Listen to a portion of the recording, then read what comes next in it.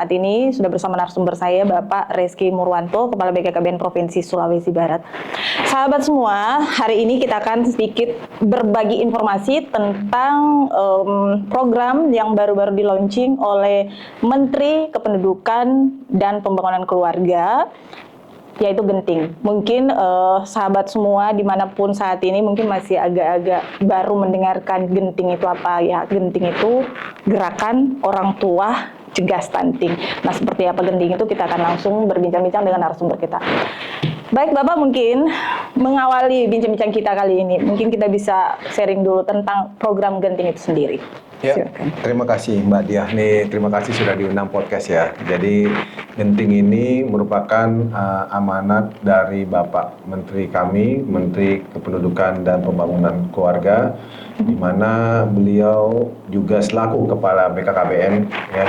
Dan kami di perwakilan BKKBN menjadi anak buahnya yang harus tanda kutip mengikuti arahan dari beliau. Kementerian kami juga mengikuti arahan dari Bapak Presiden terkait pemberian makan bergizi gratis, di mana salah satu masalahnya adalah stunting. Karena stunting juga masih menjadi permasalahan yang tanda kutip bisa menghambat untuk mencapai Indonesia Emas di tahun 2045. Nah, akhirnya setelah dilantik di Oktober kemarin ya, dan juga kami dari BKKB sudah menjadi kementerian, kami juga memiliki beberapa quick win.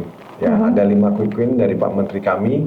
Ya, kalau adalah pertama Genting, gerakan orang tua asuh cegah stunting, lalu juga ada Taman Asuh Anak, ya kami sebut Tamasya, lalu juga gerakan Ayah Siaga, ya, gerakan Ayah Siaga. Kenapa gerakan Ayah Siaga? Karena sekarang sepertinya kita memasuki ketidakadaan seorang ayah, figur seorang ayah, fatherless. Lalu juga ada mungkin kami akan membangun semacam super apps dan juga lansia berdaya. Dan dari 5 quick win itu ada satu quick win yang sudah mulai di akhir Desember kemarin, yaitu Genting, gerakan orang tua asuh cegah stunting. Ya, ini diharapkan siapa saja bisa menjadi orang tua asuh. Dan saya pikir ini bukan sesuatu hal yang baru, karena dulu kita juga sudah punya program namanya BAAS, Bapak atau Bunda Asuh Anak Stunting. Tapi memang dari program tersebut masih banyak kekurangan atau memang ada yang belum jalan. Di program Genting ini kita sempurnakan. Nah, seperti mungkin kekurangan di BAAS itu adalah sasaran tidak jelas ya. Semua orang bisa memberikan bantuan, tetapi bisa juga bantuan itu diberikan ke sasaran yang sama. Di Genting ini sudah ada database-nya, NMB address, keluarga risiko stuntingnya sudah ada. Dari situ nanti sasaran itu menjadi yang sudah di plot-plot. Oh, ini bagian siapa, ini bagian siapa, dan ini bagian siapa. Jadi, dan ini juga semua lapisan masyarakat mitra itu pentahelix bisa ya, baik pemerintah daerah, lalu juga ada swasta, sektor swasta pasti sangat berperan, lalu juga masyarakat pasti juga berperan, dan juga adanya dari akademisi dan juga dari media. Jadi diharapkan bisa mengatasi stunting. Oke, untuk orang tua asuh sendiri yang sudah Bapak sampaikan tadi ada beberapa, bisa dari TNI, PNS, media, apa segala macam. Untuk persyaratan lainnya, Pak, apakah memang ada standar khusus untuk menjadi orang tua asuh? Mungkin dari segi ekonomi atau seperti apa? Ya, pertama kita juga tidak ingin tumpang tindih ya dengan kementerian lain atau mitra yang lain ya. Seperti kita ketahui, Badan Gizi Nasional saat ini sedang melancarkan pemberian makan gizi gratis kepada anak-anak sekolah, dan juga dari teman-teman dari kesehatan juga sudah memberikan PMT, pemberian makanan tambahan ya, untuk ibu hamil, untuk balita ataupun baduta bayi di bawah usia 2 tahun. Dan kami ya juga membuat program Genting ini di mana kita untuk pencegahan. Ya, di mana pencegahan itu dilakukan di 1000 hari pertama kehidupan. Jadi kami harapkan bagi orang tua asuh yang bisa menjadi pemberi bantuan kepada masyarakat itu bisa dilakukan di periode 1000 hari pertama kehidupan. Jadi kalau bisa sebelum pas hamil dikasih bantuan pendampingan, lalu nanti menyusui 6 bulan, baru nanti sampai anak berusia 2 tahun. 2 tahun ya, 1000 hari. Ini yang tanda kutip yang kita penyempurnaan dari BAS ya. Kalau BAS cuma sekali kita kasih sudah selesai. Nah ini kita harus 1000 hari. 1000 hari pertama. Jadi kalau untuk menjadi orang tua asuh harus 1000 hari. Ya, periode 1000 hari ya. Mungkin 1000 hari itu bisa 1000 hari, bisa juga mungkin kurang dari 1000 hari ataupun berapa hari. Tapi jangan juga cuman tinggal satu sekali memberikan udah selesai. Gitu. Tapi untuk menjadi orang tua asuh, apakah memang dikoordinir oleh BKKBN? Ya, kami mengkoordinir untuk data. Data anak asuh atau orang tua asuhnya? Data anak asuhnya. Jadi data itu sudah ada dari hasil pendataan kami, hasil verifikasi kami, data itu BNMB address. Jadi kami sudah lihat, sudah kita tapiskan siapa-siapa aja keluarga yang berisiko stunting di wilayah masing-masing orang yang akan memberikan bantuan. Itu di rating lagi nggak Pak, data anak asuh itu? Di rating lagi, karena juga kita samakan dengan kemiskinan ekstrim. Jadi ada desil 1 sampai 5 ya, dan di situ kita fokus untuk yang prioritas ada desil 1 atau 2 ya. Atau mungkin sampai 5 ya, tapi bertahap. Kalau bisa kita kejar yang 1 dulu, 2 dulu, 3 dulu, 4 baru ke 5. Ada 5 ya, ada 5 tahapan. Iya, 5 kelas untuk 5 kelas. kemiskinan ekstrimnya ya. Oke. Nah, kita prioritas. Jadi yang diprioritaskan yang kelas 1 paling bawah dulu, 1 dulu. Karena pastinya karena untuk KRS ini tidak hanya kami temui seperti di Mamuju Tengah, ternyata tidak hanya terkena bagi keluarga yang tidak mampu. Ternyata keluarga yang mampu pun anaknya juga stunting. Ya. Tapi makanya kami tapis, kalau mereka saya pikir dengan edukasi dia bisa memberikan makanan bergizi. Tapi tidak butuh orang tua asuh. Kalau untuk yang ekstrim ini seperti apa kan? Wah, makan aja mereka mikir. Nah, ini yang tanda kutip yang butuh orang tua asuh. Dan juga dari program penyempurnaan dari program BAS kemarin adalah kita juga langsung memberikan makanan langsung setiap harinya. Itu diberikan oleh BKKBN atau gimana prosesnya? Nah, prosesnya adalah kita dapat dulu orang tua asuh. Orang tua asuh? Ya, dapat dulu orang tua asuh, nanti kita sampaikan di mana dia akan memberikan bantuan. Jadi BKKBN yang menyalurkan? Ya, bukan ya BKKBN membantu. Ya, menyalurkan nanti kita tergantung apakah memang mau lewat kami, karena kami juga ada tenaga lapangannya, dan kami juga ada kader di lapangan dan juga tim pendamping keluarga. Itu. Jadi bisa disalurkan oleh BKKBN, bisa disalurkan sendiri oleh orang tua asuhnya. Tapi bagaimana bentuk pengawasannya, Pak? Apakah ada pengawasan jangan sampai orang tua asuhnya yang seperti dikatakan tadi hanya sekali memberi terus berhenti seperti itu? Ya, kami ketika sudah ada orang tua asuh, maka kami melakukan pembinaan. Jadi ada semacam tim atau 1-2 orang yang menjadi membina wilayah binaannya. Jadi membina orang tua asuh tersebut. Jadi kita kasih tahu kalau memang mau bantuannya, kalau bisa setiap hari. Kenapa setiap hari? Karena itu biar tidak lepas ya. Setidaknya kalau dulu kita cuma kasih telur, sekrat, tapi kita nggak tahu telur itu dipakai apa. Betul. Jadi harus ada pengawasan. Iya, dibuat kue terus tiba-tiba dijual terus uangnya nggak ini kan banyak kita temui seperti itu. Nah ini kami mau kita langsung memberikan makanan tersebut. Nah kita makanya berkoordinasi tadi dengan PMT juga sudah memberikan bantuan. Dan kesehatan. Ketika dia punya anak sekolah juga sudah ada makanan. Nah tapi kan juga pasti itu kan baru sekali. Ya kami kita bisa masuk. Yang 1000 hari pertama. 1000 hari pertama kehidupan. Dan simple, nggak usah yang aneh-aneh, yang penting proteinnya tercukupi. Itu bentuknya memang bentuk makanan, Pak ya?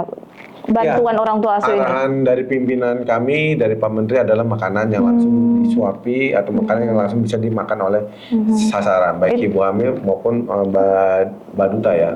Sampai 2 tahun itu. Itu diberikan setiap hari oleh dibantu oleh BKKBN? Iya. Jadi bentuknya makanan diberikan. Itu ada kontrak nggak Pak antara orang tua asuh dengan? Harusnya ada. Jadi ketika saya mau menjadi orang tua asuh, ada semacam berita acara yang tanda kutip saya bersedia untuk memberikan bantuan sampai dengan periode 1000 hari pertama kehidupan.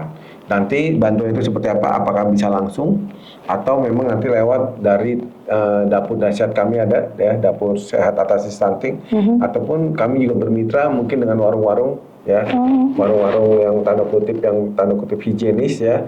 Ya mereka kan pasti warung sudah ada ya. Saya minta untuk menu menu 15.000. Jadi kami itu sama seperti Badan Gizi Nasional Badan BGN, Gizi, yaitu ada 15.000, tapi 15.000 juga dibagi-bagi ya, 11.000 untuk bahan makanannya, 2.000 itu untuk yang ngolah, dan 2.000 untuk yang distribusi, seperti itu.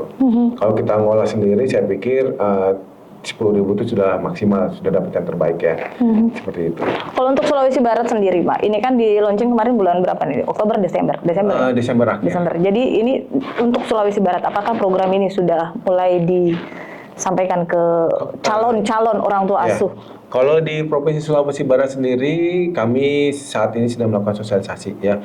Alhamdulillah kemarin di Polman, salah satu anggota Dewan terpilih DPR RI, ya saya sebut Pak Akbar ya, itu siap membantu untuk melakukan koordinasi para tanda kutip pengusaha-pengusaha di Polman. Ya, mereka niat untuk membangun Polman. Nah, pengusaha-pengusaha itu diminta untuk menjadi minimal satu orang tua asuh bagi anak-anak asuh yang tanda kutip diberikan bantuan oleh mereka, seperti itu. Dan saya lihat di Polman juga bergerak. Di Mateng saya juga bertemu dengan wakil bupati terpilih. Target sendiri BKKBN untuk orang tua asuh Sulawesi Barat? Untuk target sendiri, jadi dari data BNN tersebut ya, target untuk seluruh Indonesia, Sulawesi Barat mendapat target 10.539 ya. 10.000 lebih ya, 10.000 untuk orang tua asuh. Untuk orang tua asuh. Tapi kemarin sesuai arahan Pak Menteri, ya ini jadi jangan perlombaan, tapi setidaknya satu aja diikuti terus selama periode 1000 hari pertama ke depan, itu pasti akan bersumbangsih banyak bagi wilayah tersebut. Daripada kita jojoran cuma ngasih sekali untuk misalnya 10.000, tapi selanjutnya udah selesai, nah tidak ada lagi keberlanjutan. Nah, jadi makanya kami tahap ya, kemarin kami juga ketemu dengan Bupati Mamuju ya, dan beliau siap gitu, dan juga alhamdulillah tim dari Gubernur menghubungi kami bahwa memang salah satu stunting itu salah satu prioritas kerja beliau, dan makanya di situ masuk gitu. Nanti ketika memang sudah form semua dari Bupati, Gubernur semua sudah ini, mungkin saya akan lebih masuk lagi, coba mengajak Pak minta tolong bantuan dari Bapak dan Ibu untuk ajak untuk para pengusaha itu setidaknya minimal satu lah menjadi orang tua asuh bagi anak-anak tersebut. Anak asuh sendiri stunting bisa jadi, ini kan bisa jadi mungkin di sebuah rumah tangga yang tadi dikatakan kemiskinan ekstrim, mungkin dia memiliki 2 orang anak yang stunting, mungkin ya Pak, mungkin itu apakah ada standar bahwa satu orang hanya satu yang bisa dijadikan anak asuh atau? Oh tidak, itu kan hanya minimal ya. Jadi kalau bisa, kalau emang saya bertemu bisa, ya. Jadi kami juga sudah bikin ini Juknisnya juga, mungkin kenapa kita belum jalan karena memang Juknisnya ini masih digodok benar-benar biar tidak terjadi kesalahan. Ya, kita belajar dari program-program sebelumnya sehingga program ini bisa jalan. Dan tadi kita sudah membuat tuh, kalau misalnya 1000 hari pertama kehidupan itu 2 tahun, itu sudah kita kalikan, misalnya 15.000 sehari, lalu selama 2 tahun itu berarti sekitar 15 juta yang harus tanda kutip disiapkan. Kita sampaikan seperti itu. Ya, kalau untuk bagi pengusaha saya pikir itu bukan sesuatu yang berat ya. Tapi juga itu bisa kita menggalang semacam komunitas. Ya, 1, 2, 3 orang atau berapa orang bergabung ya untuk melakukan pengumpulan dana dan juga memberikan dana tersebut untuk keluarga yang tanda kutip berisiko stunting. Nah, ini mungkin yang tadi saya jadi bertanya-tanya juga, kalau memang ada bentuk organisasi mungkin yang ingin atau kumpulan orang-orang yang ingin melakukan bantuan menjadi orang tua asuh. Ini diakomodir oleh maksudnya dikoordinir oleh BKKBN atau mereka buat sendiri dan penyalurannya mereka salurkan sendiri atau gimana itu? Nah, kami bikin 2 opsi. Pertama, ketika misalnya mereka mau menyalurkan sendiri, silahkan, tapi kami minta dokumentasinya. Tiap hari memang ada foto yang tanda kutip diberikan asupan ke sasaran ya, atau kami bantu ya dengan tadi mekanismenya, kami ada tim pendamping keluarga, ada juga penyuluh keluarga berencana yang membantu untuk tanda kutip bisa mendistribusikan ke sasaran ya, sehingga hal itu bisa menggapai semua. Seperti kemarin saya sampaikan salah satu hotel di sini ya, itu Kalau gitu saya butuh deh bapak dan ibu untuk memberikan setidaknya ketika pagi itu satu porsi makanan saja ya, dengan makanan Yang bergizi. ya. Di situ ada sayur, ada proteinnya ya, baik ayam ataupun daging ataupun yang protein nabatinya. Lalu juga mungkin ada telur. Udah kasih aja itu, saya pikir sudah membantu satu orang di Sulawesi Barat berisiko stunting. Syukur-syukur itu berkelanjutan, nanti setelah dia lepas dari risiko stunting ke keluarga yang lain. Nah, saya pikir dengan hal itu, saya pikir angka stunting bisa ditekan. Ya, insya Allah. Ya. Tadi yang Bapak, saya juga tertarik dengan kelas-kelas keluarga yang mulai dari ekstrim itu istilahnya gimana Pak? Satu. Ya, sebenarnya untuk kemiskinan ekstrim itu memang menggunakan data hasil pendataan keluarga dari kami, tapi kemudian didesil oleh teman-teman Menko PMK. Nah, kita mengikuti. Jadi kami juga tidak membuat data sendiri, kami menggunakan data yang sudah terintegrasi dengan kementerian lain, sehingga kita harapkan nanti akan ada satu data. Terus sasarannya juga pas, seperti itu. Tidak, oh ini punya BKKBN, oh ini punya Kemenkes, ini punya enggak seperti itu. Jadi ada satu data milik bersama. Milik bersama. Nah itu tadi tingkatannya apa saja itu Pak? Yang saya kayaknya tertarik untuk tahu. Ya, tingkatannya cuma berdasarkan desil. Misalnya kalau desil 1 itu di mana keluarga tersebut sudah tidak benar-benar mampu. Jadi nanti ada semacam kuesionernya, oh dia masuk ke desil 1. Nanti kalau dulu kami namanya Prasa Sejahtera ya. Nanti masuk Sejahtera 1, kalau misalnya tidak ada mungkin gaji kurang dari berapa gitu. Jadi ada gitu. Jadi kita fokus ke yang di desil 1 dulu, yang tanda kutip benar-benar miskin ekstrim. Yang tanda kutip kalau nggak dibantu, mohon maaf nggak akan bisa. Miskin ekstrim, terus naik yang level 2. Kan ada level, kan miskin kan juga bervariasi ya. Ada yang mungkin dia bisa makan doang siang sekali, ada 2 kali kan seperti itu. Jadi dari pengeluaran biasanya kita pemasukan berapa, gaji berapa itu dilihat. Ternyata dia masuk ke yang miskin ekstrim, desil 1, desil 2, desil 3, desil 4. Takutnya begini, ada masyarakat yang merasa kayaknya saya saya berhak untuk mendapatkan bantuan itu, anak saya berhak untuk mendapatkan orang tua asuh, tetapi menurut BKKBN mungkin beda penilaian seperti itu. Kalau untuk definisi kemiskinan ekstrim kita sama ya, baik karena kemiskinan ekstrim itu dipakai juga oleh teman-teman di sosial, Kementerian Sosial atau Dinas Sosial. Jadi seharusnya tidak ada isu. Yang kemarin jadi isu adalah kenapa yang stunting, yang risiko stunting ternyata ada juga orang yang mampu. Makanya akhirnya kita coba padankan dengan tadi kemiskinan ekstrim. Jadi kita fokuskan untuk yang benar-benar miskin ekstrim yang kita bantu karena langsung memberikan bantuan. Kalau yang tanda kutip mampu tadi karena pola hidup ya kita kasih edukasi aja. Tolong dong jangan memberikan anak mie instan atau makanan-makanan instan yang tidak sehat. Ya, kan dari itu kita bisa bikin sendiri makanan seperti itu bisa. Tapi kalau yang miskin ekstrim mungkin berpikir aja untuk makan hari ini aja bingung gitu. Tapi data anak stunting ini itu data milik BKKBN sendiri atau data ada kolaborasi dengan kami? Datanya adalah keluarga risiko stunting ya. Risiko stunting ini yang tanda kutip. Berarti dia masih berasumsi bisa menjadi stunting ya. Masih bisa tertolong. Bisa tertolong ya, seperti misalnya tidak ada sanitasi, tidak ada jamban, itu menjadi masuk keluarga berisiko stunting. Anak banyak ini juga menjadi masuk risiko stunting. Terus juga 4T ya, misalnya hamil terlalu tua, hamil terlalu muda, itu juga masuk risiko stunting, dan jumlah anak yang dempet-dempet itu juga masuk risiko stunting. Selanjutnya dari situ kita olah. Jadi memang menurut jurnal juga ternyata program BKKBN itu dapat mencegah stunting. Kenapa? Karena dapat menghindari 4T tadi. Terlalu muda untuk hamil, terlalu tua untuk hamil. Terlalu dekat anak ya, terus juga terlalu banyak anak seperti itu. Karena kami temui, mohon maaf, di salah satu kabupaten ya di Sulawesi Barat, saya sebut di Polman, itu ada satu keluarga ya, rumah petak ya, dengan ibu usia kelahiran tahun 2024 artinya. 2005 ya, oke. 2000 ya. Anaknya sudah berapa? Ada 10. Jangan Masya Allah ya. Astagfirullah. Ya, ada 10. 24 anak 10. Ya, saya juga tadi nggak percaya ya, tapi dilihatin kakaknya, saya bilang oke. Terus juga dia rumah mungkin ya studio ini mungkin satu petak studio ini ya, dan juga innalillahinya 2 anaknya meninggal. Dan yang saya mirisnya lagi, anak pertama juga sedang hamil menikah dengan salah satu nelayan di situ. Anak pertama sudah menikah. Menikah. Berarti usia berapa anak yang menikah, Ya, Pak? mungkin sudah sama ke ibu ya, 14 tahun ya. Ya Allah. Gitu. Dan itu kita bandingkan aja, dia tinggal di rumah yang kecil, yang petak, dan anaknya masih kecil-kecil. Dan juga dikasihnya, mohon maaf, itu kayak susu kental manis ya, yang dicampur air banyak gitu. Ya gizinya di mana gitu. Seperti itu yang kita cegah.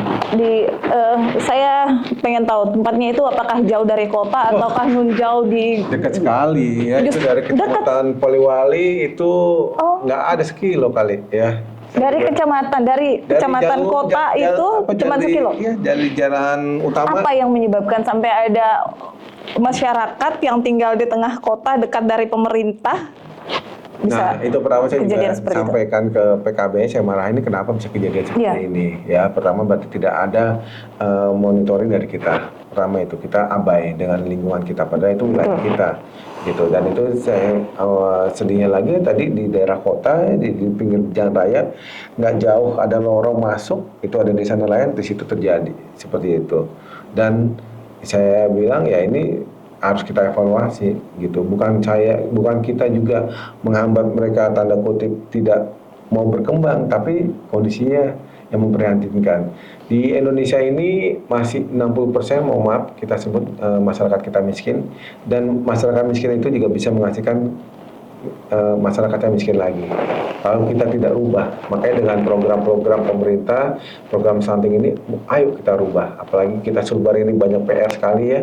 Sulbar ini banyak sekali PR. Pertama dengan angka kematian ibu yang tinggi, angka kematian bayi tinggi, angka cacingan juga tinggi, ya. Terus juga anemia juga tinggi, angka stuntingnya juga tinggi, gitu. Jadi anak tidak sekolah tinggi, ya. Jadi nikah usia anak juga tinggi. Usia dini untuk menikah juga tinggi, ya.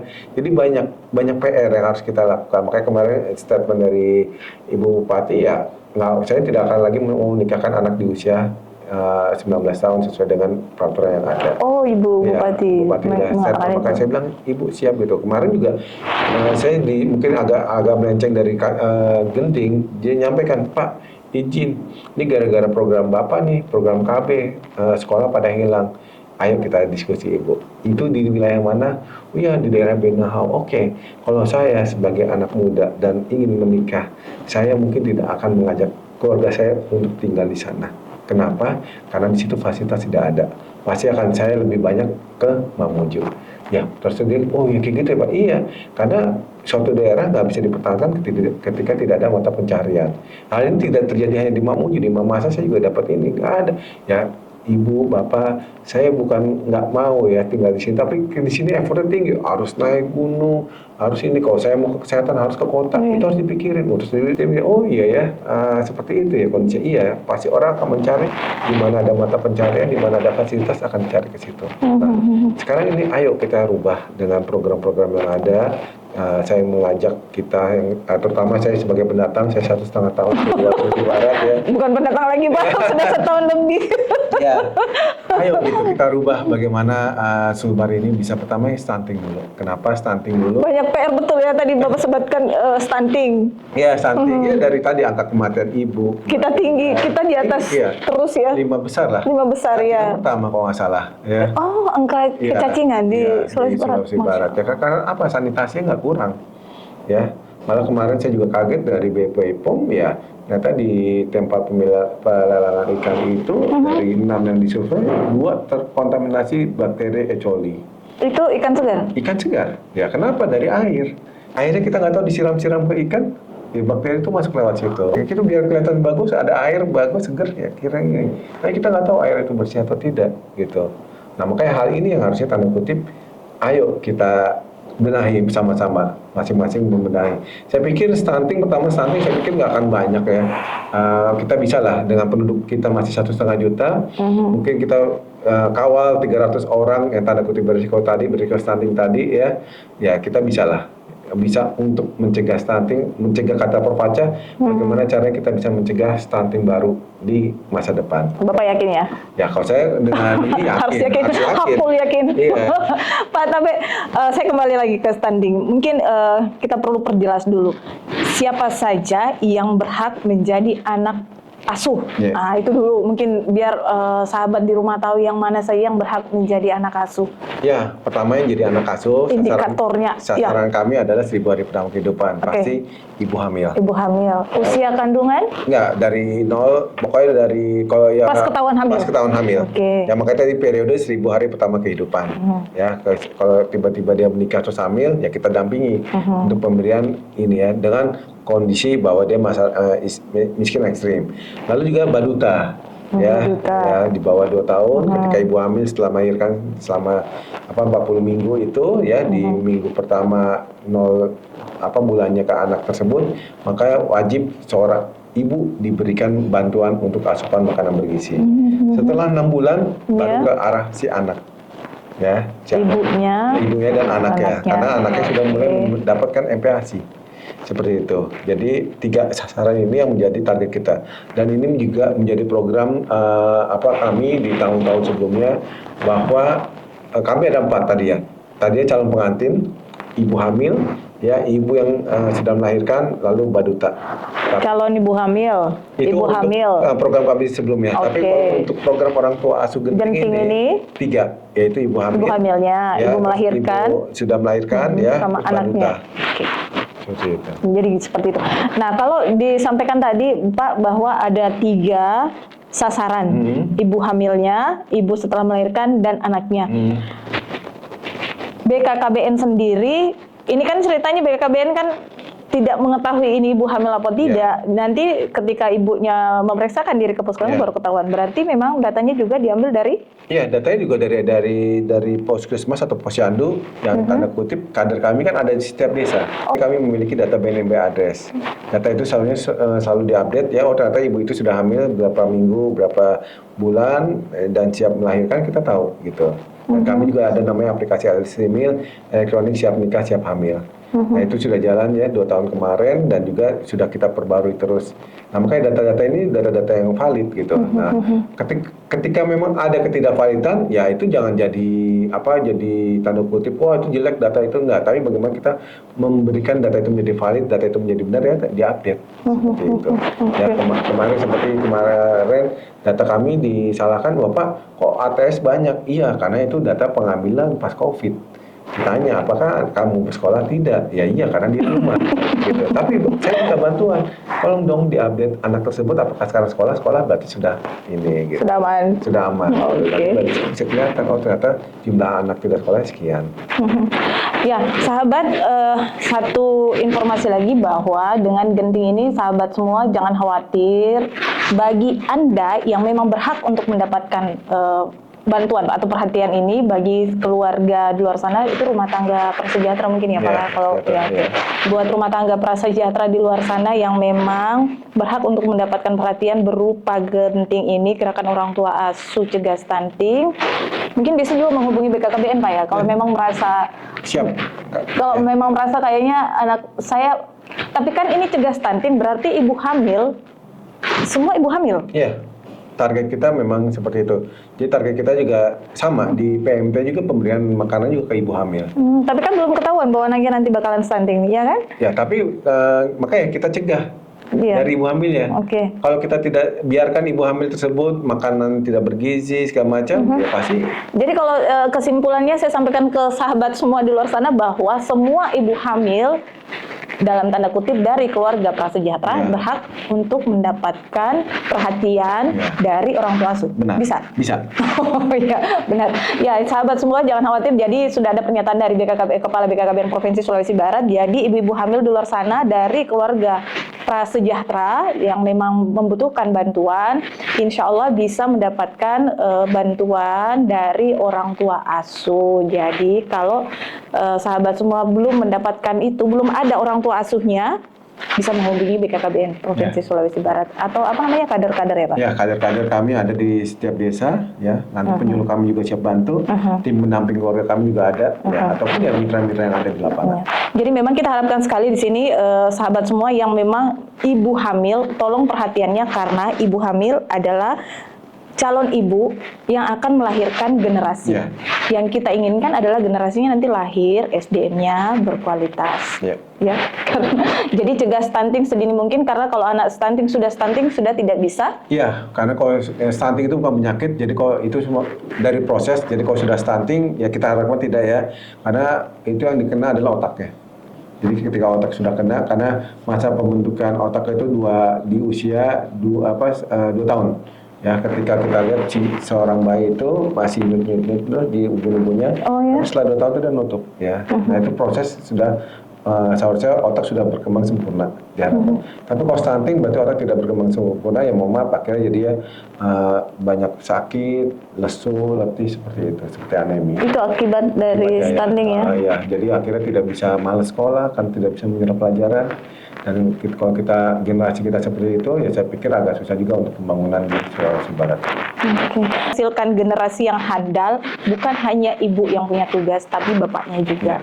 Jadi ibu dan bapak harus kerjasama, jangan hanya ibu. Tetapi untuk ini mungkin ibu-ibu, kalau bapaknya sibuk, ibu-ibu lagi, sahabat di luar sana, dalam masa kehamilan, tolong memperhatikan lebih kepada calon bayinya, agar nanti anak kita jauh dari stunting. Yang disampaikan Bapak tadi, tolong diperhatikan bahwa anak jika sudah stunting sulit untuk kita buat normal kembali. Stunting bukan penyakit, makanya sulit untuk diobati. Tidak ada obatnya. Nggak ada obatnya ya Pak ya. Jadi dalam 2 tahun itu perhatikan betul-betul. Baik, Bapak Kepala Perwakilan BKKBN Provinsi Sulawesi Barat, terima kasih sudah sharing bersama kami. Mungkin ada closing statement untuk sahabat di luar sana, silahkan. Ya, sahabat di luar sana, yang mendengar podcast ini, saya pikir kalau memang ada keinginan untuk menjadi orang tua asuh bagi tadi keluarga sasaran resiko stunting, bisa menghubungi kami di perwakilan BKKB Sulawesi Barat. Ya, kalau memang bingung, banyak kader kami juga di lapangan, ada petugas kami di lapangan, atau juga nanti bisa main ke kantor kami di daerah Pemprov Sulawesi Barat. Ya, kita pasti bisa mencegah stunting dan juga menurunkan stunting di Sulawesi Barat. Baik, terima kasih. Sahabat, demikianlah bincang-bincang kami dengan Kepala BKKBN Provinsi Sulawesi Barat. Mudah-mudahan, dan saya rasa banyak hal yang bisa kita petik dari pembicaraan kami tadi tentang genting, gerakan orang tua asuh cegah stunting. Cegah stunting artinya masih dalam pertu ibu hamil sudah harus memperhatikan kesehatan bayinya sampai 2 tahun. Baik sahabat semua, terima kasih banyak dan nantikan podcast kami selanjutnya. Wassalamualaikum warahmatullahi wabarakatuh. Sampai jumpa.